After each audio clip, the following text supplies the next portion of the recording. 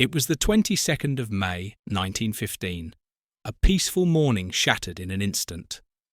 At 6:49 a.m., Britain witnessed its deadliest railway disaster, one that claimed the lives of hundreds of soldiers bound for war. Nearly 500 men of the 7th Battalion, the Royal Scots, were aboard a troop train heading to Liverpool. Their destination?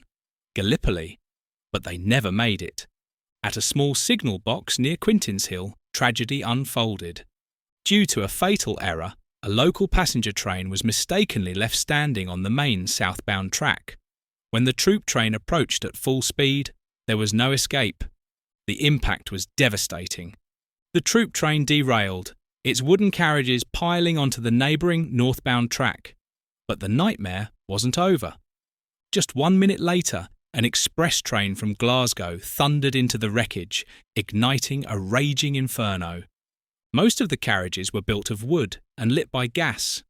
When the fire started, it spread uncontrollably. Rescuers fought desperately, but for many there was no way out.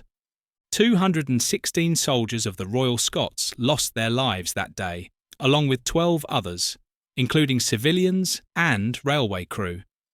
Many were burned beyond recognition. The town of Leith was devastated. Almost every family lost a father, a brother, or a son. The tragedy could have been prevented. A board of inquiry found that the signalmen at Quintinshill had failed in their duty. They were later convicted of culpable homicide. Today, the fallen soldiers rest in a mass grave at Rosebank Cemetery, their memory honoured every year.